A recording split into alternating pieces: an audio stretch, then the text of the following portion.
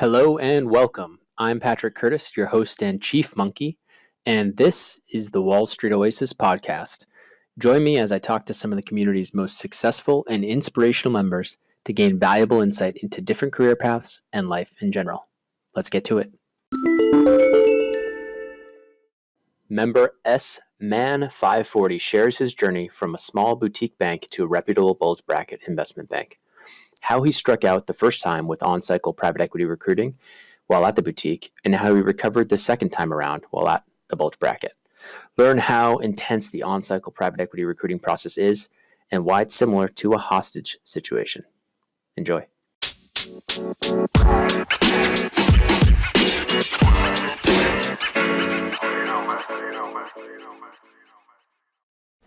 S-Man 540, thanks so much for joining the Wall Street Oasis podcast. Yeah, thanks so much for having me, Patrick. Cool, man. So it'd be great if you could give a quick summary of your background. Sure. So I'm born and bred from New York. Both my parents are physicians, so growing up I always had an interest in healthcare, but didn't really know what I wanted to do professionally, and then ended up going to a target school for undergrad, and pretty much everyone was funneled into either consulting or banking. And I was studying healthcare policy at the time, so I thought I'd try to combine the healthcare that I grew up with just this banking push that everyone else was doing. And turned out I actually ended up really liking it, really having an interest in finance. So I did a internship in a markets group at a bulge bracket my sophomore year, leveraged that to break into front office role in investment banking with a boutique, a healthcare boutique my junior year. For my internship, I accepted that role full time. And then after 6 months on the job, received a lateral opportunity to switch to a bulge bracket, still in investment banking, but within a different vertical. And I've been doing that for the last 8 months now. Great. And real quick, so you specifically, going back to kind of undergrad, when you made that decision of like, okay, finance does interest me, you said sophomore year? Yeah. It was to be exact, it was my first semester of sophomore year. I had joined an on-campus business club, and it was a stock-focused investment club. I joined the finance team, and we made pitches to the investment committee every other week, and just really enjoyed the process, got me interested in valuation, and kind of took off from there. Got it. So let's talk a little bit about like specifically the recruiting aspect of you kind of knew early on enough, like sophomore year. It's not if you had come to that realization junior year, it might have been a lot harder, right? So tell me a little bit about just when you knew that's what you wanted to do. What did you do? Kind of what were the steps you took? Pretty much the first thing, and I think this is one of the benefits of having a target school, and especially being in on-campus clubs and involvements, is I just reached out to the older kids in the club that I knew had done finance internships and had successfully recruited. And I just said, where do I start? What's the first step? And, people start recommending you buy the guidebooks and, Wall Street Oasis, of course. And people recommend, you start basically doing exactly what you're doing with them, but with people who are actually alumni and professionals who either run your club or run your major.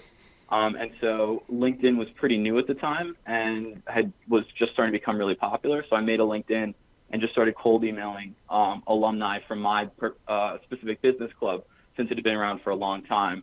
And not just my business club at my particular school, but also at other schools in the country, because it was a national business club. And Great. I just, found a commonality, said, you're in my business club, or you're from my school, you're from my major, let's talk. And then through those coffee chats, someone recommended me to a markets, specifically a market research program at a bulge bracket. And now it probably would even be too late as a sophomore. At the time, it was around November of sophomore year, and the interviews were starting in January. Now it's moved so early, I probably would have had to be doing this in the summer of my freshman year, because now the interviews are starting right when you get back on campus your sophomore year. So tell me something. So like that's for the sophomore summer, or that's for junior summer? That's for sophomore summer. So it's happening about. Well, okay, it's happening about, what would that be, 9 months before the start date of the internship? Just about 9 months, yeah. So not as crazy as private equity recruiting. But not nearly as crazy as PE recruiting. But still, okay, so you have enough time here, so you're like doing it on camp, like you said. Back then, it was only a few years ago, but back then, right, you basically were prepping in your sophomore, right at the beginning of sophomore year, you're doing a lot of that networking because the interviews were kind of November, December, January of your sophomore year. Now it's almost like right when you get back on campus, you need to be doing almost end of freshman summer. You need to almost be doing this networking and getting ready. And, this is now October 2019. So people who are just back on campus now, if you're looking for a sophomore summer internship, get on it because the clock is ticking. Definitely scrambled. There's definitely still boutiques that are recruiting. I know some of the bulge brackets have closed or are just starting to close, but definitely a lot of boutiques still actively recruiting right now. Talk to me a little bit about like this sophomore internship buzz and craze. Well, at least 5 years ago, I know sophomore internships were very much like, oh, you don't really need it. It's just almost impossible to get. It seems like that has, from speaking to a few people, like the pendulum has swung to where it's almost now like for the most competitive candidates, like the sophomore internship is critical. Tell me a little bit about that. Yeah, so I think the biggest problem is that now, because for junior summer, recruiting is over a year in advance. Recruiting happens about 15 months in advance to 12 months in advance. So kids are doing interviews for their junior year internship before even starting their sophomore year internship. So because of that, in order to get the internship or in order to get the interview to begin with, you have to have something on the resume to be able to talk about. And so even though you haven't started the sophomore summer internship, you put that on your resume to help you land junior summer internship interviews. Exactly. This is insane. Exactly. This is insane. Unless, what do you put on the resume? You have nothing. You have no experience. You just say future intern. You just put incoming. You put future, incoming sophomore summer intern, in this division, this boutique investment bank or whatever, and then that helps you land the bulge bracket summer analyst interviews. Got it. Exactly. Okay. And a few people also do, will do a corp dev internship their sophomore year and sort of say, I'm really interested. The old story was I'm interested in corp dev, but once I did it, I wanted more valuation work. Now the story is, well, I wanted to get some client side and some industry exposure before I go into a particular vertical, or, I'm interested in product banking and I wanted to get industry exposure before trying for my internship, something like that. Unpack that a little. I think that's really interesting. Can you unpack that a little bit more in terms of how the stories have evolved in terms of what the story you tell recruiters? Can you? Yeah. So, I mean, it's become a challenge because you can't really speak to experience anymore. Right. And it used to be, for me at least, especially, I did my sophomore internship just because it was something I was interested in, and I liked following the markets. I thought market data, market research would be great. But and then I did the internship. There were things I liked, there were things I didn't like, and I said maybe I can find something that's a better fit. And that that was true, but that was also an easy story to tell. Now it's sort of you have to tell them why you didn't apply to their sophomore internship in investment banking in July after your freshman year, and so you have to basically say, everyone has a different approach, but what I tell the kids, especially from my business school from my business club that reached out to me, I tell them, just, you don't need to make any excuses. Just say, have a reason for why you're doing your particular internship this summer. So if you got a corp dev gig, say, I really think that it's going to give me industry exposure and I really love this industry. But it's something that I wanted to do to get the client side so that I could be a better banker in my junior summer. And I could be a step ahead of the kids who've only done banking. To be clear, this is advice for people who missed the boat on like the bulge bracket sophomore applications or something. So that you sound like, oh no, like I knew I really wanted this corp dev or this other, industry vertical experience, and that's why I hadn't applied, blah, blah, blah, just to make it a legitimate excuse. When in reality, it may have been like you didn't even know you wanted to do banking, right? But that's not in reality, no 19-year-old should be planning their career 5 years in advance. Right. But they have to now. Right. Okay. Fair enough. So tell me, okay, so let's back to your story. So you're doing this boutique internship your sophomore summer, but you have that kind of lined up on your resume now to try and land the junior summer interviews. When do those kind of start hitting for you on campus? I assume it's on campus recruiting. And tell me a little bit about the resume drop and the conversions to first rounds and stuff like that. So it's all moved to higher view at the big banks now. So it used to be on campus interviews for all the target schools. Now they just send you basically a link to a video platform. It's not even a Skype interview. It's just you talk into a blank screen, and it's then reviewed by first an algorithm and to screen out certain patterns that I'm not aware of. And then it's then reviewed by the on-campus recruiting team who will watch all of these videos of these kids answering 5 behavioral questions into staring at a camera. And then you'll pick the kids for the Super Day from that. So what that really has meant is it 100% has turned into networking. And it's all about networking with people when typically the firms will come on campus, if you're a target school, in around February or March of your of what is your sophomore year, but for junior year summer. So we're talking, 16 months in advance of internship start. They'll come, they'll do a networking session, you'll get cards, you'll get emails, reach out to those people right away, schedule calls, start contacting them, maintain a dialogue. And then as soon as the applications will open, typically depends on the firm. Some of them open right away. Some of them open in March of sophomore year, again, for junior internship. Some open July 1st was when pretty much all the bulge brackets opened this year. So it's almost a full year, about a year. 2 weeks before. Got it. Okay. And then basically because it is this higher view system, you don't really get a chance to have a first shot at the interview. And they screen, they'll screen hundreds of candidates per school for what ends up being 20 to 30 Super Day invites. How did you prep for looking into a camera and talking into a camera, not feeling super weird about it?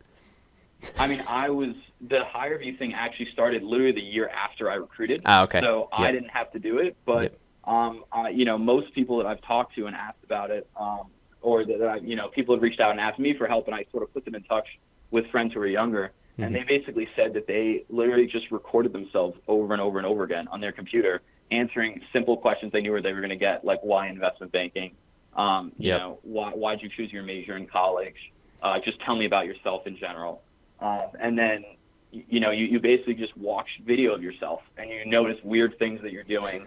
Or Weird you ticks. That you're not looking at the camera properly, and so on. Yeah, you get the weird ticks. You get the weird, the ums and the filler words. You start catching those, and then try to clean it up and polish it a little bit better.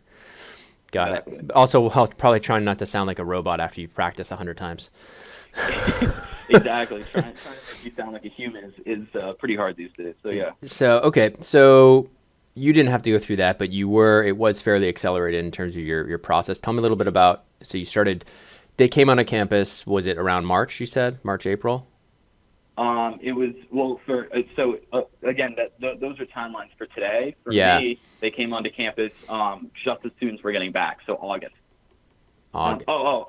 I'm sorry, for junior. For the initial networking sessions, for me it was also, March, April for the network. So like right at the end of sophomore year. And so did stuff start opening up like for junior summer then? And you already had, you hadn't done your sophomore internship yet, but you had it on your resume? Correct.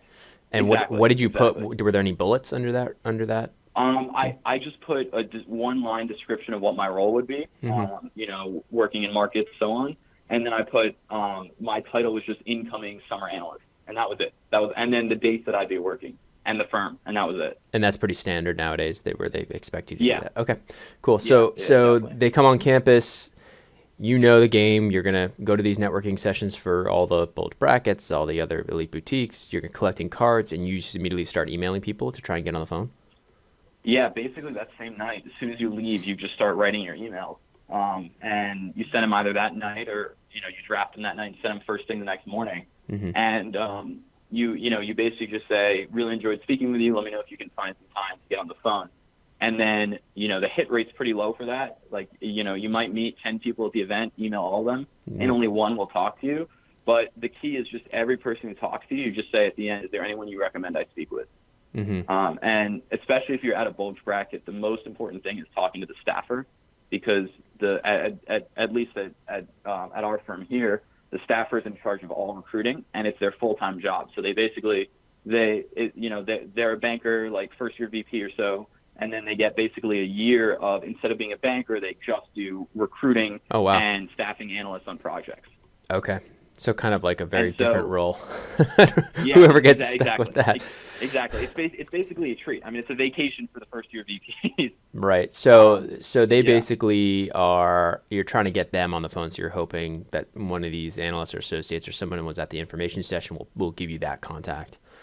Exactly. And then even if they ignore you, your name's out there, you've shown that you've networked, You shouldn't at least Right. reached out and maybe they recognize it, you. So are they who's actually looking at these videos that are coming in? How many videos? I mean, I assume now that it's a video platform, they're basically probably it's like maybe 1,000 people sending videos. I mean, it's pretty crazy. So for here, so I'm actually on the campus recruiting team for the school that I went to. Right. And so since it's a target school, it's basically a collection of bankers who are at the firm who went to your school, who volunteer to be on the recruiting team. Right. And so it's the same people who go to these networking sessions. Right. Which is. But are you guys the one actually looking at the the videos, or are you guys the ones like? Yeah. No, yeah. I mean, we'll literally, and it's analysts all the way up to MD will be watching these videos. And how long do you guys spend on each video? Do you guys choose like one specific question to focus on, each of you, or something like that, and you rank it, and then it's much more. You watch so many. I mean, I personally have watched, call it, I ended this was my first year with the firm, and I watched probably 15 to 20 high reviews from kids from my school, and they basically just said, was there anyone, like not even rank them, just was there anyone who stood out? And in a positive way, or was there anyone who made an impact on you, or write down a list of names of people who made an impression, and then it's kind of a black box from there. I don't know who does the deciding or how that impacts it. And the 15 to 20 that you watch, are you watching just one of their responses, or are you watching their full 5 question? Yeah, each question they time it, and they only give you it's either a minute and a half or 2 minutes per question. So it's 10, it's 10 minutes per person. Basically 5 to 10 minutes per person. That's actually a lot. It's actually a lot. Yeah. Okay. Yeah, and you do it over the course of about 2 weeks, or at least I did. Okay. Because they sent, the application's open July 1st. It's rolling. We basically started watching high reviews right away, and then by July 15th, they said, okay, here's the kids we selected for the Super Day. Got it. Okay. And so, do you feel like any of the kids you said stood out ended up making it to the Super Day? A few of them. Yeah, actually, two did, and one got the offer, which was pretty exciting, pretty cool to do that in that process. And were you? And he also was a kid who had reached out to me before even submitting his application. He had met me at the networking session, reached out, all the standard stuff. And did you had he basically? Were you when you were reviewing people? I assume they were just all from your school. Exactly. Yeah. It was. Cool. I don't know how the non-target process works, but for us at least, we only look at kids from our school. My guess is there's probably just a bucket of all the non-targets get thrown into one massive bucket, and some poor soul has to go through that large bucket. I could see that being the case. Yeah. Okay. Fair enough. Okay, so let's get back to the process and the timeline. So you're basically on campus. Sure. It's sophomore year. The info sessions happen. You start doing resume. It's not really even. I guess in your case, it was like resume drops. Or who's allowed to do in high reviews? Anybody allowed, or you have to be invited? You have to be invited. Some people don't even get the high review. So you basically drop a resume. In other words. Exactly. Okay. Yeah. So it's like getting a first round interview. You do the recording. Hopefully you've practiced to this point so that you don't sound like a robot and you don't get nervous on camera. Correct. You submit those, and then tell me about the turnaround time. How long do you hear before it's submitted Super Day or not? Weeks, right? Can be, they do a number of waves of Super Days because there'll be some Super Days that they'll only give out one. They'll pretty much always give out an offer, but some Super Days they'll give out one offer. Some they'll give out 6 or 7. It's not like they have a number of slots that they have to take each Super Day. Yeah. It's just, it's a yes or no on a per applicant basis. So because of that, I think for our school we ended up having 3 Super Days in total. Got it. And so, for some of the kids, they found out from submitting their high review, the earliest they could have found out is 2 weeks. The latest is a month and a half. Or to even 2 months, actually. So 2 to 8 weeks, let's say, in terms of when they would be notified of that they made it to a Super Day. That's really good information. Yeah. Tell me about specifically when you said there's 3 Super Days for your school. So there were Super Days. Yeah. Is this for your group specifically, or is this firm wide? Sorry, go ahead. No, I was going to say it's firm wide. Yeah. It's a firm wide Super Day. 3 of them, and then specifically, so it's not just your school. And it's not just your group. It's basically just for the pool of analysts. Right. And it's typically they'll have a group of schools or a collection of schools go at the same time. So they'll have, if you went to an Ivy League, the Ivy Leagues will go at the same time. if you're at a target nest CAC, the target nest CACs will all go together. You start to notice patterns, especially when you're interviewing, and you ask all the kids where they went to school, and they went to the same very similar schools. So exactly, it'll be 3 super days, and it's not just going to be kids from your school. It'll be a collection of schools. Is it fair to say you go from like traditional targets to semi-targets to non-targets in terms of the super days? Yeah. I think that's pretty fair. Do you feel like there's more offers being given in the last 2 buckets versus the first bucket now that a lot of is it like more competitive now that there's less interest in investment banking maybe at the target schools than traditionally? Do you feel like you guys are moving more downstream? I've only ever seen the target school process because I don't really interact. I only am on my school's recruiting team. Right. So it's kind of a tunnel vision view. Yep. I can say in terms of kids who are interested in it, there definitely is. There's definitely a concern at the bank level of kids, taking kids from target schools because in terms of exit ops, they then have better opportunities once they start. And I don't know if they've run the math on it, but there's definitely an opinion that a kid from a top target school is more likely to leave than a kid from a general state school. Right. So the attrition being such a big issue now for the banks, they almost prefer a potential state school kid who's really smart and going to be a great analyst that has a higher likelihood of staying versus, let's say, a kid from an Ivy League that has a better chance to jump. So you think that school, let's call it pedigree or prestige, still plays a big factor in private equity recruiting? For private equity, 100%. Only because, not on a firm level, but because the headhunters act as screeners. Got it. And the headhunters basically determine who gets interviews and who doesn't. Yeah. The headhunters, they're just playing a numbers game. Yep. They get a fee if you get the job. They don't if you don't. So they are very biased towards the top target schools. Got it. Okay, fair enough. Tell me a little bit about, so let's go back to I keep interrupting because I'm curious about the specifics, but let's go back a little bit to your specific process. So you dropped your resume, you got some higher views, but you didn't go to a bulge bracket. So tell me about what was the thought process of going back to the boutique you were working at it was your sophomore summer, right? Tell me about... So my sophomore summer was actually at a bulge bracket, but not in investment banking. Got it. And then junior summer was the boutique in investment banking. That's right. Okay, so tell me, so your junior summer was there. You obviously got a return offer at the boutique. Yeah. And so tell me about, did you try to leverage that offer to land an analyst spot at a middle market, elite boutique, a bulge bracket bank, or what was your thought process when you got that offer, or was it exploding? I mean, like you just didn't have the chance. Yeah, so they gave me 2 weeks to accept, and it was very conditional, very clearly stated. If I don't respond by Friday, August, whatever, I lose the offer. And so I did place some calls. I reached out to friends. I reached out to some of the alumni I networked with in the process, just saying, did your group not take any kids? Do you have any spots open? And I just wasn't able to gain. 2 weeks is not enough time to gain traction really in the full-time process. Right. So I figured I'd much rather have a job than do recruiting again. And I did enjoy the internship. I like the people. So I said, it's still banking. I'm happy in it. Let me take the safe bet. Right. So it's front office. It's still banking. It's at a good boutique that has a good presence in their industry. So you're like, I'm just going to get some good deal experience and be there. So tell me, when you came and started working, it's interesting because they put that really tight time frame on you for that exploding offer of 2 weeks, almost to force your hand. Yet, was it worth it? I wonder, is it worth it for them to do that? Because then you look at kind of what happened to you, and you still ended up jumping very, very soon after, 7 months into the job, and that probably ended up costing them.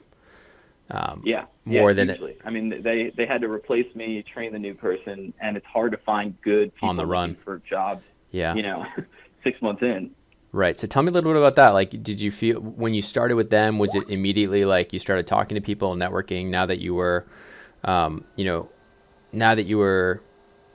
the banking job on your resume, now that you kind of were, you had that going, you could do it without the time restriction or that exploding offer. Tell me how that lateral recruiting process worked. Was it people reaching out to you, or were you active? Yeah, so it was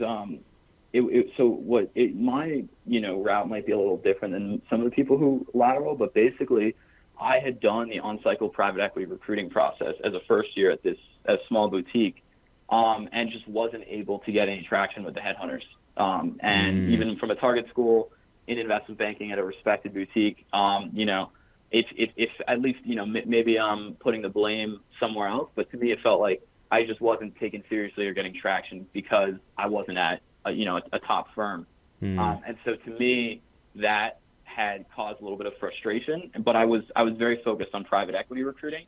And then just one of my friends told me that a couple of second years in his group had left early and had left 6 months earlier than they expected because their PE job said, hey, we want you to start early. And they had openings and they were hiring 3 laterals. And he just said, are you interested? And part of it was the frustration, and part of it was just not gaining traction in PE recruiting. I said, absolutely, here's my resume. And it was, I think our group here at the bulge bracket was very, in need of analysts at the time, and especially was having trouble finding people in December, especially it was right before the holiday season. Yep. So I interviewed with them. 2 days later, I had a super day, and then I received my offer that Monday. So over the course of 5 days, went from not even, thinking about it to having an offer and starting in a month. So, okay. So that makes a lot of sense to me. Tell me, but before, talk to me a little bit about that frustration with the private equity on-cycle recruiting process. Tell me, like, how many recruiters did you meet with? Were there specific recruiters? Did you get any interviews, or just they were for smaller middle market shops only? Like, tell me a little bit about that. Yeah. So I pretty much met with all of the recruiters. I had done a lot of prep. I knew what I was getting myself into. And I appropriately treated them like interviews. And I felt like the meetings with the recruiters went well, but only a couple of the non-major recruiters, the CPIs, the Henkels, were not sending me any opportunities. I was able to get 2 or 3 interviews at small middle market opportunities, and I was able to get a lot of opportunities in Chicago, which to me, just being from New York City, I had no interest in leaving the Northeast. Interesting. But, I was only looking at New York, Boston. And so because of that, I was thinking, do I want to uproot my life and apply to some of these PE jobs in Chicago that are expressing interest? And also in terms of like the opportunities, it wasn't even like I was not getting interviews. I wasn't even getting the emails to ask if I was interested in these interviews or in, potential interviews that my friends at bulge brackets were getting. And I wasn't getting the, invitations to dinner events or drinks events that all of my friends at bulge brackets were getting. Right. And so to me, I just started saying, okay, there's clearly, a bias here. Let me keep shooting my shot and see how it goes. And then I was. So did you get any? So did you do any interviews in that first year? I did. I had 2 interviews. I got 3, like cocktail events essentially. Yep. And got 2 on-cycle interviews at very small middle market industry focused funds. And how did those turn out? You didn't quite get the offers, or you were close? Yeah. No. Yeah. Both of those I didn't quite get the offers, and that definitely where I worked had no impact on that. That was purely on performance, competitiveness of the candidates. Yep. It was more so, in my opinion, especially after the first one, I felt like I did exponentially better in the second interview. And I felt like if I got a third interview, it's like after each interview, I made it to the next round. So the first one met with 2 people and got the axe. The next one, I made it to the modeling exam and then got the axe. I felt like now that I've seen it, now that I've done it, if I get a third one, I can lock down the offer.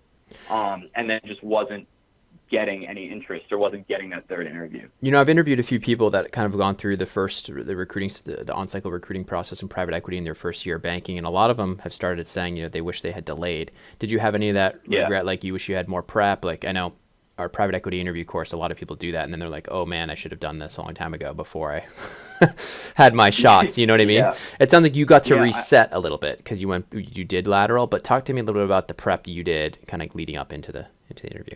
Yeah, so I did purchase the the Wall Street Oasis guide for private equity recruiting. Mm-hmm. And I will also say, not to toot your horn, but in my opinion, it's by far the best guide for private equity recruiting. Appreciate that.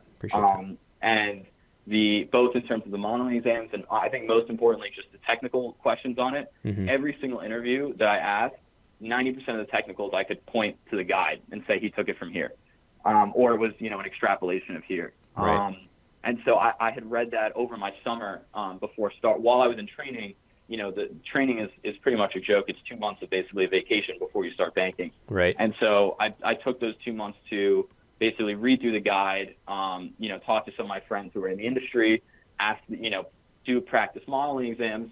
But I think genuinely to some extent, you can't. It's hard to replicate it. Yeah. You need the mocks. You need a realistic mock interview. Yeah. Exactly. That's why we try. You just need to have interviews to learn it. We try to encourage people to do like at least one mock interview with an actual private equity professional. Because we're like, dude, you don't know until you're actually in there 100%. In the hot seat. Like it's very different, than reading a guide and then like practicing in your head or even practicing in front of a camera versus live. But and the thing with private equity is it's like everyone's incredible, everyone's impressive. So it's really about how you come across and how genuine, how passionate, how or how likable you are really. So it's interesting to me that it's just interesting to me that more people don't do that. At least maybe they do with friends, but they should be doing it a lot in terms of just drilling with that. 100%. If I had done 3 or 4 mock interviews with a professional, I would have gotten the first offer. Yeah, that's what I don't get. It's like, you spend, what is it, a couple $100? You have like real live feedback, but it's okay, whatever. Point is, like, it's one of those things where I think you need to go through it to realize, like, oh man, I could have been so much better. You don't realize how much better you can get until you kind of fall on your face for the first few times. Exactly. But okay, so that's good. So you were getting better, but you're still frustrated because the cycle passed, and it was on cycle. You didn't get any offers. But at the same time, do you feel like you burned any bridges having talked to recruiters and them knowing you, or do you feel like once you lateraled to the bulge bracket, you had almost had a new rebrand and you were seen in a different light? You definitely burn bridges if you don't rebrand. Okay. And I think part of the appeal of the lateraling to the bulge bracket was that it would give me an opportunity, because essentially the recruiters get feedback from the people that you interview with, and if they say the kid's not ready, they're not going to send you more opportunities. Got it. So, exactly what you said. I needed the rebrand to meet with them again as a second year, having done interviews, having prepped, and, being polished, for me to come back and say, I'm stronger, this is my new story, get me in front of a fund and I'll kill it. Got it. Okay. So you're at a specific group, I won't say at the bulge bracket. Did that have any impact in terms of the type of opportunities you were seeing? Definitely. I think, especially once I did, on cycle the second time, I realized that firm is incredibly important, but especially now that the cycle has gotten so early, even more important is what group you are. So I was only getting a small handful of generalist offers. The M&A kids were getting every, offer, basically every interview under the sun. So if you had to rank the groups, what's the best groups to be in for private equity recruiting? I think I know the answer, but go ahead and what would you say is the best? 100%. Top 3 is M&A, financial sponsors, and LevFin, in that order. Got it. Okay. And then tech is a close 4th. What about like a restructuring group for like distressed funds or something like that, or credit funds? I think I wasn't, I didn't really look at any of those opportunities, so I'm not sure. But I'm biased. I'm biased because I was in restructuring. Okay. Yeah. But anyways, go ahead. So you get the rebrand. You're getting some opportunities, not as many as the M&A kids, but you're still getting some looks. Your story is really down pat now. You kind of had that full year under your belt of banking. I assume you have some deal experience at this point? I did. I had closed the transaction before I left, or my transaction had announced before I left my first firm. Yeah. And then I had a second transaction announced in about May with my current firm. Awesome. And so you had some good stuff to talk to. Did you tell me how you prepped specifically for those? I assume a lot of the interviews focused on the specific deals you worked on. Yeah. A first round interview with every firm is basically just a 5-minute, conversation of walk me through your resume and a few technicals, and then 25 minutes of walking through your deals.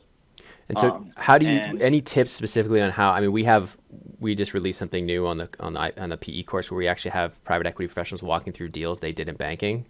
We actually have audio now, like almost like a podcast form where people can listen to how they talked about their deals in a PE recruiting setting. But I'd love to hear, is there any tips you have in terms of people prepping for like that transaction or that deal walkthrough?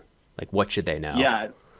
I mean, the very first question or it's either the first or second question of the Wall Street Oasis guide that has all the technicals, it tells you basically exactly what everyone's going to be interested in your deals, which is, first and foremost, just what was the size, what was the multiple it went for, PE, EV to EBITDA, book value, if the firm, if applicable, and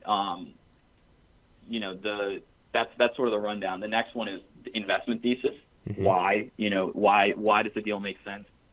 Which then always turns into, would you invest in the deal? Right. So on and so forth. Basically just 3 bullets about, why the deal was happening. And then in addition to that, just have 3 merits and considerations. Why a company would buy another company is different than why the company is a good company. And it's important to know that those are 2 different things. And if you answer why they bought it as just why the company was good, you're answering that question wrong. Right. And so, just merits and considerations of the target company in the deal, and then, items of diligence and just further points of diligence. And I literally, for prepping it, I opened up our diligence tracker, and I literally just looked at some of the high priority diligence items that we had actually listed for the process, and, why, and just took a couple seconds to say, why was this high priority versus low priority? Why was this so important? And so, some of the things like, how do they, what's the CEO succession plan was high priority for us because the deal was a private equity backed deal. So they really cared if management was going to stay or, right. if in particular, it's like, is the company going to hit their numbers? What's their revenue retention look like? Basically, you just look at what the high priority items are and you think, why is this important? And then when they then ask you, what would you diligence further about the deal? You then just list off the 3 things from your diligence tracker. Right, in terms of the highest priority items and why you think they're important. So that's great. So really drilling down your deals, knowing them inside and out is obviously critical to being successful. So you felt like, so tell me about the process. So now that you're at this bulge bracket, you're getting a few more looks, you're a little bit more polished now, you have deals you can really, sink your teeth into in terms of the interview and show that you know your stuff. Were you doing a lot of the modeling on these deals so you're able to kind of talk to that? So on the deal that I did here, I actually did not do the modeling. But you very quickly learn how to pretend you did the modeling, which is you how do you pretend? The M&A team and ask them for the model. Got it. So even if you didn't do the model, you can at least be familiar with enough with the model where you can say like, yeah, I was in the model and da-da-da. But exactly. Do you have to actually say, yeah, I built it, or do you say, yeah, I'm very familiar with the numbers and all the model and the deal? How do you frame it? I think, especially if you're at a bulge bracket that has a particularly strong M&A team, they're gonna call your bluff if you say that you ran the model. Right. But I think you can very realistically say, we diligenced some of the assumptions in the model and some of the growth targets that were very company specific or were industry specific, and we work closely with the internal team at the company to come up with these assumptions. Because it's true, especially if you go deep in a process. The M&A guys are kind of just plugging and chugging, and modeling. Yeah. It's the coverage group that's actually the one, updating the numbers and actually giving the assumptions to drive the model. So I think if you're honest with that, you definitely would get credit for it, but you also have to be ready to defend if they start asking you, well, why 5%? What growth did you use? Why? Where'd that come from? And how much industry knowledge do you feel like you needed? Like how deep did you have to go? It definitely depends on if it's with a fund that's an industry-focused fund or not.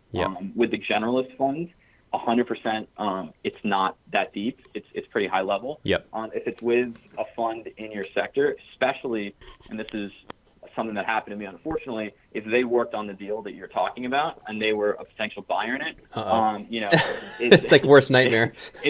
Yeah, exactly. And I mean, it happened to me where, essentially, the guy wiped the floor with me because he knew a deeply high level, what the comps were trading at, what precedent transactions specifically he had looked at, things like that. And that's actually one thing I didn't mention that I should have is, in addition to knowing your deal, it's just as important to know, and similar to what multiple it went for, what precedent transactions went for, what multiples were used there and what the comps are currently trading at. Because, that for me, especially in this interview, that was the first thing he went to. He was like, well, did you look at and then named a precedent deal that I was not familiar with, in this transaction at all? And I had, and he said, okay, well, why didn't you look at that? That X, Y, Z. So, it's for an industry focused fund, I would say you need to have a pretty strong industry knowledge, know the trends, know the transactions in that space. Yeah, know the transactions in that space and know where the comps are trading, the public comps. Exactly. Got it. Okay. Fair enough. And so tell me about like just the overall stats. So in other words, like you kind of reached out to all the recruiters. Were they willing to talk to you again? Number one, because you had the rebrand, and number two, how many of those conversations led to first round interviews or coffee or cocktail hours and all that stuff? Yeah. So, some of the recruiters actually had reached out to me, and some of them keep track or will send you, kind of bi-monthly, just email blast to everyone that they've met with saying, what's your current status? Do you have an offer or no?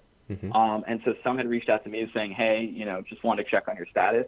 And I then dropped, oh, hey, I'm actually at, bulge bracket XYZ, would love to meet. And some I just reached out to independently. 100% were receptive. Everyone was, more than willing to meet with me again. And then in terms of where that went, down the line, I ended up getting, whereas before I had 3 cocktail events throughout the whole on-cycle process, and 2 interviews. Before the process even started, I had 6, cocktail, drinks, breakfast events, essentially networking events with the firms. And then as soon as the process kicked off, that turned into 4 on-cycle interviews. Tell me about the timing of that. When did that I know that just happened, right? Like a month ago? Yeah. So it's the essentially the end of August, mid call it August 20th or so. The coffee chats start happening. They went on for about 2 to 3 weeks, and then I think it was September 12th. Weren't people still in training, like their first year? The people who had just started at the desk, were some of them still in training, or they had just finished? I probably at some groups they had. At our group, they literally had started. The coffee chat started the week after the kids started at the desk. Yeah. So their second week on the job, they're having these coffee chats with firms, and then less than a month into the job, they're having first round interviews. Yeah, for a job that's almost 2 years away. Exactly. Okay. Exactly. So just to give people perspective, this is people who are starting the typical on-cycle private equity recruiting process starts 2 years in advance. So in other words, people in September of 2019 were interviewing for jobs that wouldn't start till June or July of 2021? Yeah. Okay. So just to give people a little perspective of how crazy it is.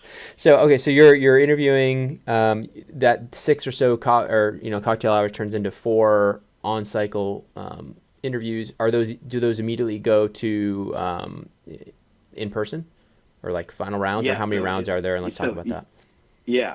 So it's different for every fund, but basically the way it was at all the ones I went to was they just bring you in the morning and they have you interview with people until they give you an offer or send you home. Got it. Okay, and then tell me about the were these upper middle market funds, mega funds? Were they? Tell me about that pressure with the doing the interviews all day. They either send you home. Are you immediately going to another fund right after that, or how does it work? Yeah. I mean, I got sent home, and then I got told to leave, and then less than an hour later, I was meeting with the next one. And I had been at the first one from 8 a.m. until 3 p.m., and then I was at the next one by 3:30. And then, so you're at the next fund by 3:30. Are they both like upper middle market funds? What would you call? Yeah, the smallest that I met with was around billion. It was like a $900 million fund. And the largest I met with was I'll call it 10 billion plus fund. Got it. So it was definitely a range. And there's also definitely a strategy. I was kind of lucky with the timing of mine. They were more spaced out, but the way that some people have it is you're literally at a fund and you get a call with an invite to a mega fund, and you're at around mid market fund. You have to make the decision: do I leave right now and go to this mega fund, or do I take my chances, things are going well so far, and try to get the offer here and sacrifice the then interview at the mega fund? So it's a lot of, game theory going on. And so what do you think, how would you advise people who are going through this incredibly stressful process? It's happening over a weekend typically, right? It's like 2 days, 2 or 3 days. It started on Thursday night and it ran until basically Tuesday of the next week. And tell me, what time are they people? So they have people coming in at like 8 a.m. and how late are people interviewing till? So typically, you'll be there for 5 to 6 hours before you get an offer. Mm-hmm. And some people, they're doing these nonstop. I had a friend who was at a mega fund. He came at the 4th, and it's not like they have slots. They just, whenever they send a candidate home, they call in the next one. So he got a call at around 4:30 for a mega fund, and he was there at 5. He got the offer at 2 in the morning. So, I mean, he was there for about doing some quick mental math, about 9 hours. So he was there at 2. So they kept interviewing him, and people were there interviewing him till 2 in the morning. Yeah, so it's not nonstop. It's typically they'll have they'll have you interview with someone. They'll put you in a room, and then they'll discuss everyone that they met with, and then they'll send you home, or they'll have you meet with another person. So it's a lot of waiting too. It's a lot of just kind of sitting in a room for at some points an hour. You could be sitting in a room for 2 hours and have someone come in and send you home, or you could be there for 2 hours and then after literally just you met with one person, you're there for 2 hours, someone brings you into the next interview, and so it's just very stop and go and very random. Man, it's stressful. And then you may get a call in the middle while you're waiting, like, hey, come to this mega fund. Exactly. And you got to make that decision. So tell me about, did you have any of those decisions you had to make in the moment? I was very lucky that I did not. I had, the way that mine worked was I had 2 on the Friday, the day after it started, and then my other 2 were on Sunday. So I had, a day of rest in between, which was huge. And both were, 1 in the morning, 1 at night. I think, honestly, everyone that I've talked to just says I got crazy lucky, and that's very rare. So tell me about, like, friends, did you land any offers in that first day? The first day I did not. The first day, the first one, it was my very first interview in a year, and I was a little rusty, and again, definitely should have done practice with a professional. Yeah. And it did not go as well. The second one I made it to the final round, and then the third one made it to the final round again. The fourth one got the offer that night at about midnight. Wow, so you were like under the gun. You basically just got it. You basically just got it. Yeah. Well, that's awesome. Yeah, man. Congrats. And they also, when they give you the offer, some of it depends on the firm, but they told me I had 2 hours to decide. So I had between midnight and 2 a.m. to make the decision. I made a decision on the spot. But what if you fell asleep? Just kidding. I mean, well, no, there's adrenaline. I was still there. You were at the office. It was. Yeah. I was there from 3:30. I was there for 3:30 to midnight, and then at midnight, had my last. I actually was just sitting around waiting for about an hour, and then they came in and said, "Hey, you got the offer. You're going to take it. You have 2 hours." And you just said yes right there on the spot. I said, show me where to sign. Yeah. Awesome. Wow, man, exciting and crazy. I wish we could do a behind the scenes of that. That would be so intense. Like to see that that whole game theory going down. And tell me a little bit about some of your friends and tell me about some of them, any stories around where they did jump to try and go to that mega fun interview and ended up burning out and not getting any offers. Yeah, I fortunately, like any words of warning, any friends who did it all ended up with offers. But, they did, okay.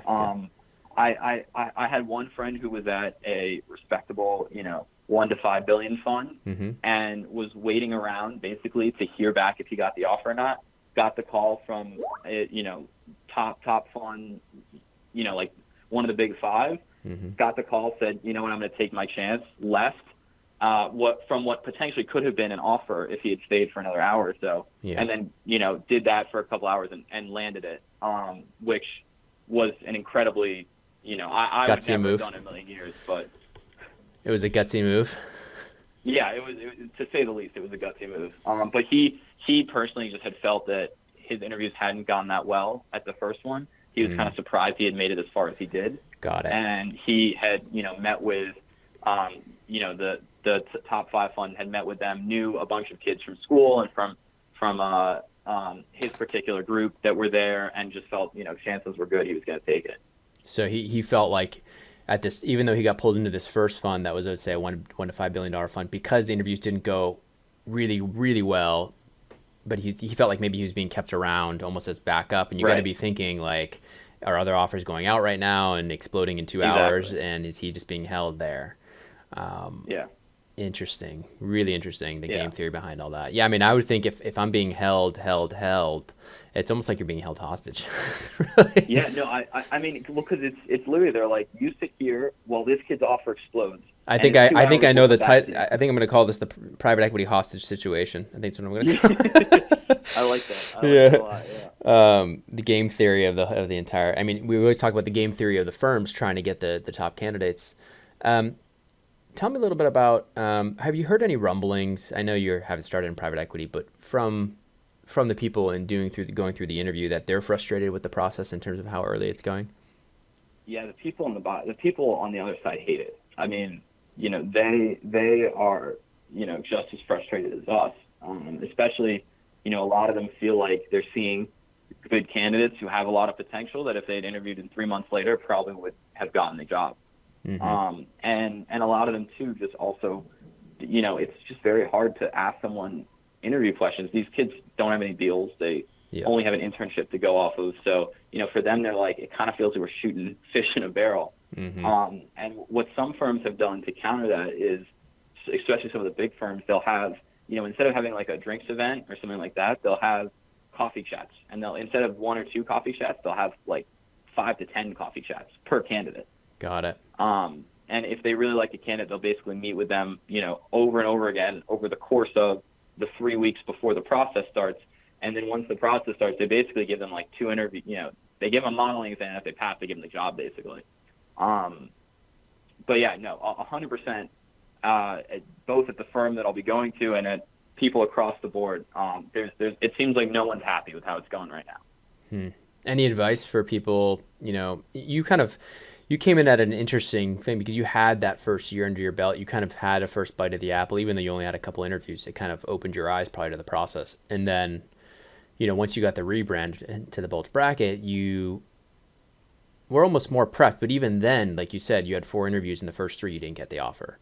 So being as competitive you are, being from a target school, being a smart kid, having prepped, you still didn't get the offer until that final one, which is surprising to me. I think it just speaks to how competitive it is and how crazy it is. Tell me about, do you feel like any of the mega funds or middle market funds are going later or holding seats open and recruiting later? I mean, there's definitely some of the top funds even they did on cycle, but they only interviewed second years in the on cycle process. Interesting. Okay. And they basically, do you know which funds? Do you know which funds those are? Yes. Silver Lake chose to do that. I don't know any of the other funds in particular, but Silver Lake made that decision. Got it. So they said, look, we'll just take our chances with the second years. Yeah, and I've heard Searchlight did the same, but that I don't know. You're not sure. Or, can't confirm. Okay. Very cool. Anything else? We didn't get too much into like your day-to-day life in banking. I assume it's very much what we've heard before, but anything you want to share about that or the group you're in terms of like the work-life balance? Is it going well? Are the deals you're working on interesting? Yeah, I mean, I definitely think just overall, the banks have very clearly made an effort to try to keep analysts, and it shows. Are you actually getting weekends? Like, I know different bulge brackets have different policies. Like, I can't remember. Exactly. I don't want to say what policy your bank has because it may give it away. But like, can you? Right. Is whatever policy they're doing, whether it's like I know one is like Fridays, another one's like weekend, like every 4th weekend. I know another one has like pencils down like Friday to Saturday. There's a whole bunch of them out there. I can't. But is that actually being enforced? 100%. It definitely depends on your firm and your group. At my last job, we had a policy that was blatantly ignored. And, it was like we would make jokes about it almost. It'd be like, oh, like, that's like a, protected Friday or like protected Saturday or something. But I love it. But I think the boutiques have a harder time with it, right? Don't they? Would you agree with that? Like the boutiques, elite boutiques or smaller firms, like they don't have the extra bench to like be able to absorb. Exactly. I mean, my analyst class size tripled between firms, and I mean, at the senior level, the seniors, there's like only about 50% more seniors. So it's like you've got basically double the workforce per person to work on this stuff. And so part of that is they then give you more work, and and part of it is also just bigger deals require more people. But at 100%, it's hard. Boutiques are harder to staff and harder to make these policies for. Right. Do you think? What do you think in terms of the trends going forward? Do you think it's going to continue? Do you think banks are going to become even more? I mean, I think retention is still a big problem. You see private equity poaching all the quote top talent from the banks. What do you think are the banks' next move? Do you have any thoughts in terms of where it's heading? I mean, I think honestly, I think banks are going to keep trying to keep people and going to keep making it better. I mean, we have chats with our group head all the time, and like different people from the bank, be it HR or bankers, reaching out, just having forums basically, even having some like senior banker, like analyst and associate forums, just saying like, please, like, what can we do to keep you? Just anything. Do you want more money for your seamless dinners? Do you want, more? Do you want Sunday off too? Like, what can we do? Do you want to get promoted a year earlier? What can we do to keep you? Right. And so, I think it's going to keep going. But to be honest, I just think where does that balance out? Like, what would it take? What would it take to keep people on the sell side? I mean, there's got to be, at some point, there's got to be something the banks can do. A lot of people say no because the type of work in private equity, maybe they're just more interested in that. But talk to me about that. Is there something the banks can do? I mean, I personally think I'm of the belief that at the end of the day, there's very little they can do. The type of work is just not as appealing. And no matter how much, you do towards the hours, they're always going to be hard. But I do think the biggest thing that's been successful here that, for me at least, and obviously this comes from someone who's leaving, but for me, I've seen work, is just bringing analysts to meetings and making analysts feel like they're part of the team in the process.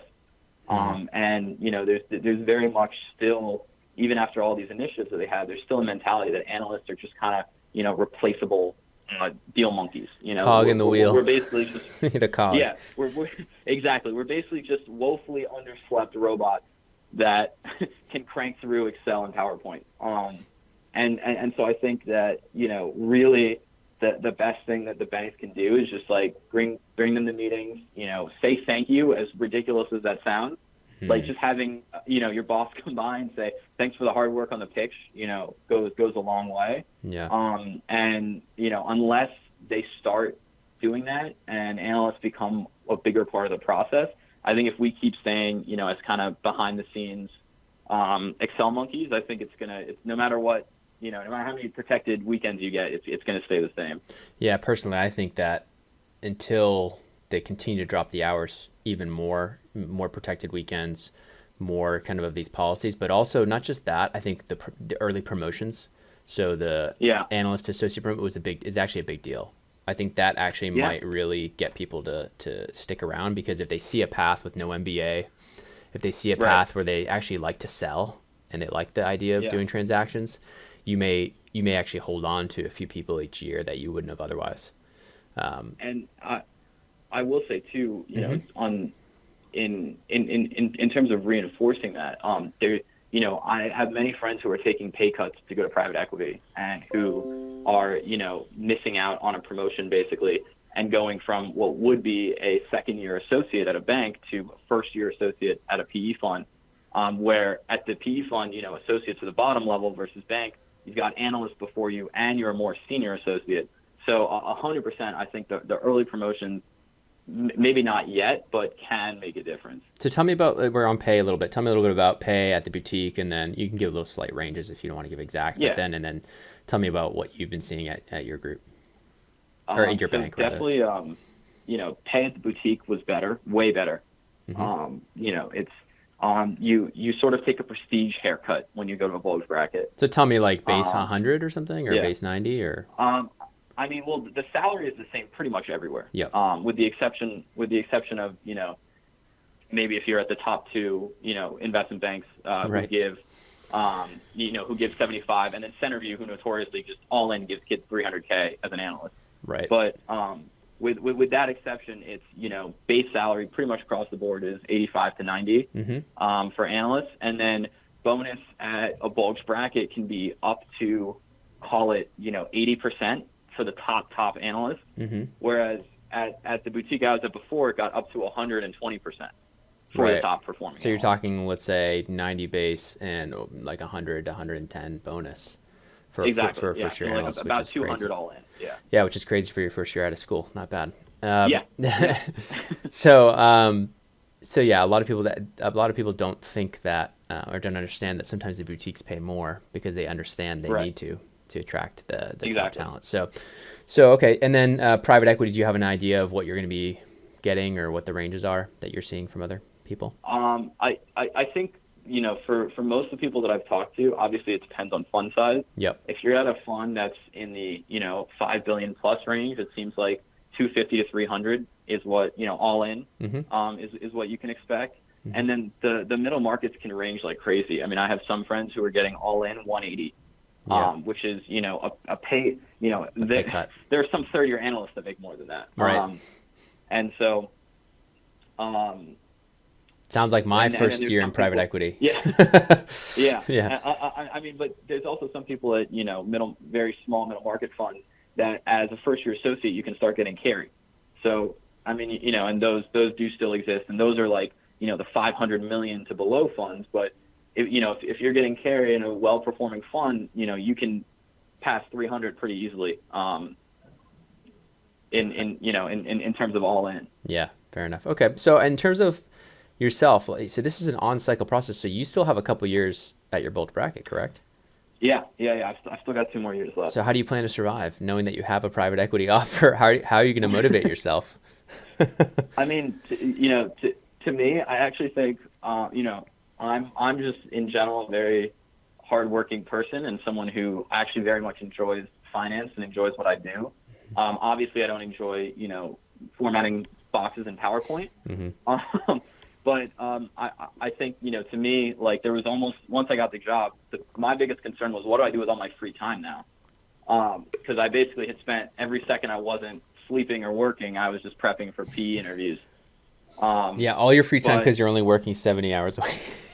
Exactly. I mean, there's 168 hours in a week, and every investment banker knows that number. Yeah. So it's, if you've got 80 hours, that's still a solid 88 left to enjoy. But I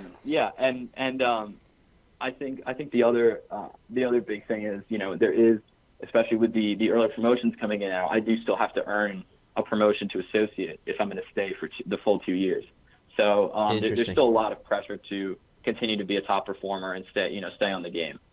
Got it. So what would happen if you didn't? Would your PE offer get rescinded? Honestly, it depends on the fund, depends on the person. Some people that that would be amazing if it didn't get happened to, and he just started a year early. Yeah, or it'd be awesome if you didn't get the promo and you could take a year off or 6 months off before starting. Well, another person that I know actually talked to the PE firm and then worked for a startup for a year.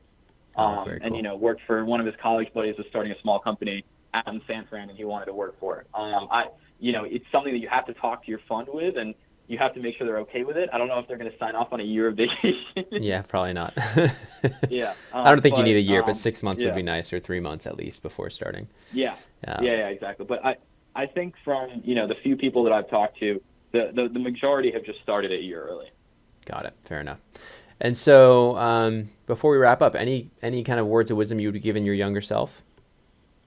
Going through this whole thing? I mean, it's ridiculous because I started my first semester sophomore year, but start earlier. You basically if you especially, if when I was 18 and saying, let me just, I just finished high school, let me just relax for the summer. I think just the biggest thing you can do is just start thinking about what it is that you want to do. And I think the biggest step towards that is just talk to people who are in the industry, and always talk to people who have done it before for everything. I mean, when I get a pitch book at work, the first thing I say is, can I see a precedent?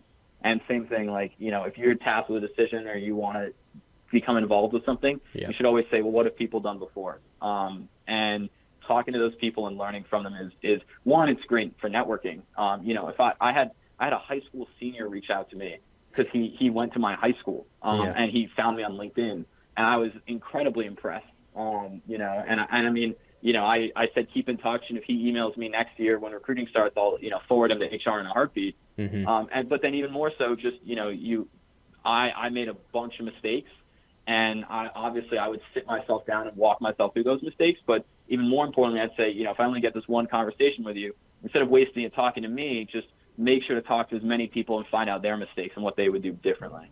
For sure. Well, man, I really appreciate you taking the time. It's been really insightful and went longer than usual, but I think it was hopefully the listeners enjoyed it.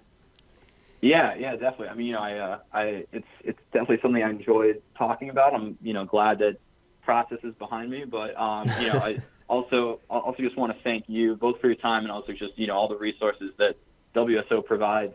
It really was my main resource for PE recruiting, and owe a lot of my success to the resources on the website. Appreciate it, man. Thanks so much.